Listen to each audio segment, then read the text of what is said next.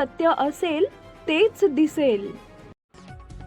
भोंदूबाबा अशोक खरात याचे काळे कारनामे बाहेर येत असून महिला लैंगिक शोषणासोबतच आर्थिक फसवणुकीचे देखील गुन्हे आता समोर येत आहेत. याच दरम्यान प्रसिद्ध नृत्यांगना गौतमी पाटील हिने अशोक खरात प्रकरणावर प्रतिक्रिया दिली आहे. भोंदूबाबा अशोक खरातवर योग्य ती कठोर कारवाई झालीच पाहिजे, यावर लक्ष द्यायला पाहिजे. परत आपल्याकडे अशा घटना घडल्या नाही पाहिजेत असं गौतमी पाटील म्हणाली आहे. तसेच यासाठी कडक कारवाई व्हायला हवी, म्हणजे देशात असे प्रकार कुठं घडणार नाहीत असंही गौतमी पाटीलनं सांगितलंय. अशोक खरातवर आणखी एक गुन्हा दाखल झालाय. अशोक खरात यासह समता पतसंस्थेच्या राहता शाखेच्या व्यवस्थापकावर गुन्हा दाखल झालाय. 2021 साली समता पतसंस्थेच्या राहता शाखेत उघडली 100 खाती.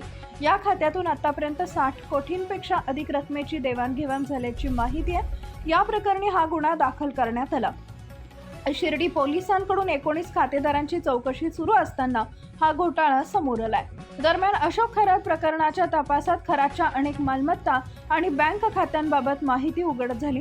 अनेकांना जाळ्यात फसवून भोंदू खरातनं अमाप माया जमवल्याचं तपासात समोर आलंय.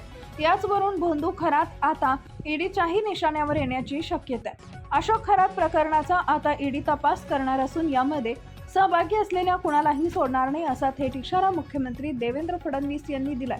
अशोक खरात यानं केवळ अंधश्रद्धेच्या नावाखालीच नव्हे तर हवाला रॅकेटच्या माध्यमातूनही आपले जाळे विणल्याची माहिती आता समोर आली आहे. विशेष म्हणजे हे रॅकेट चालवण्यासाठी मुंबईतील एका आलिशान पंचतारांकित हॉटेलचा वापर केला जात होता अशी माहिती सूत्रांनी दिली आहे. अशोक खरातनं मुंबईतील एका प्रसिद्ध पंचतारांकित हॉटेलमध्ये एक स्पेशल सूट कॅम्प स्वरूपी बुक केला होता.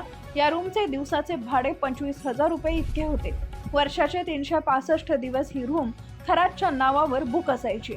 याच अलिशान रूम मधून कोट्यावधी रुपयांच्या हवाला व्यवहाराची देवाणघेवाण आणि आखणी केली जात असल्याचं तपासात समोर येत आहे. कोपरगाव येथील समता नागरी सहकारी पतसंस्थेच्या शाखेत 57 खातेदारांनी 100 खाती उघडली आहेत. या प्रत्येक खात्याला नॉमिनी म्हणून अशोक खरात यांचं नाव असल्याची माहिती आहे. या खात्यावर सुमारे 60 कोटी रुपयांचा व्यवहार झालाय. यामध्ये 8 खाती ही खरात कुटुंबियांची आहेत. यामध्ये चाकणकर नावाचाही खातेदार असल्याची माहिती समोर येते. विशेष म्हणजे या सर्व खात्यांशी अशोक खरात याचा मोबाईल नंबर जोडलेला आहे. खरात याचा वारसदार असलेली खाती कुणाच्या नावे आहेत याबाबत पोलिसांना विचारले असता त्यांनी नावं सांगण्यास नकार दिलाय. प्रतिभा चाकणकर व आणखी एक चाकणकर अशा 2 नावांनी खाते असल्याची माहिती आहे. महिला आयोगाच्या माजी अध्यक्षा रुपाली चाकणकर यांच्या बहिणीचंही नाव प्रतिभा आहे. Subscribe now and press the bell icon.